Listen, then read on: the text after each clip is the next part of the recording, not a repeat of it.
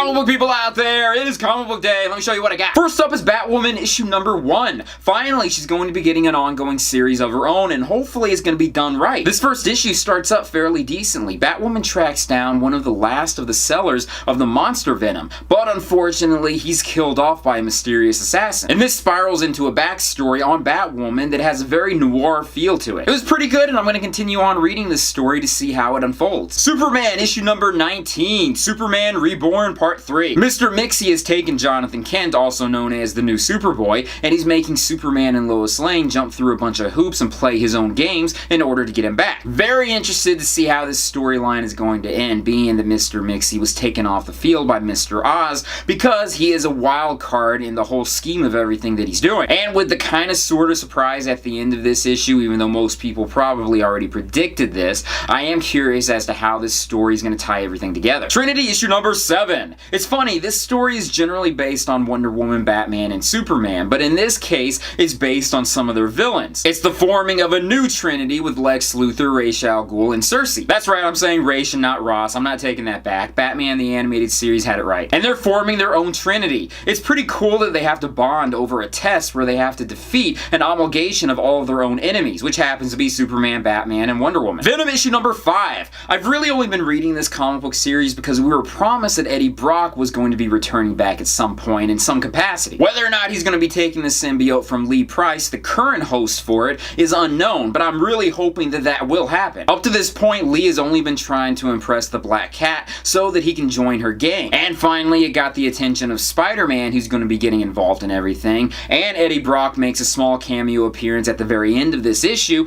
to which point we're going to be finding out how he's going to be playing into the overall story in the next issue. Lee Price's character is arrogant and very difficult to relate to. Personally, I hope he's killed off and that Eddie Brock comes back and takes a symbiote. But we all know that Marvel rarely listens to their fans, and whether or not this is going to be something they're going to be doing, who knows? Nightwing issue number 17. In the previous issue, Deathwing made his debut in the New 52/Rebirth universe, and he is incredibly creepy, but he has all of the skills of Nightwing. And we find out that he's working for an even bigger villain who happens to be Professor Pig, who Professor Pig is probably one of the more creepier out of all the Batman villains out there. He always likes to mutilate and do surgeries on his victims. He always does all of these grotesque things. And being that he's got Nightwing's girlfriend, things may not be turning out so well in the end. Sam Wilson, Captain America issue number 20. Poor Rage, he was captured by the AmeriCorps for a crime he didn't commit, and he was wrongly prosecuted, and he's being put into a supervillain prison where everyone hates heroes. This entire run for Sam Wilson as being Captain America has been so sad. I know there's a huge Marvel event coming up with Steve Rogers coming out as being a Hydra agent, but I'm very curious as to how this is going to end. I really don't want this to have a sad ending. It just feels as though everything in Marvel just keeps going further and further into a sad, bleak universe. Batman issue number 19. This is a great story. It's basically Bane going through all of Batman's villains trying to get to Batman, and Bane beating all of their asses down. He's trying to get back the Psycho Pirate, who Batman took away so that he can heal Gotham Girl's psyche. But Bane needs the Psycho Pirate back so that he can ease his own addiction to the Venom formula. Next issue should be pretty darn awesome. We get to see Batman and Bane totally go at it. But that's my comic load for this week. I also got the last issue for the He-Man Thundercats crossover, which I'll talk about that in a separate video. What did you guys get? Leave comments down below and let me know. But that's it for now. Thank you guys for watching me in this video. As always, check out my Patreon site when you get a chance. Check out my social media sites, my websites, and everything else out there.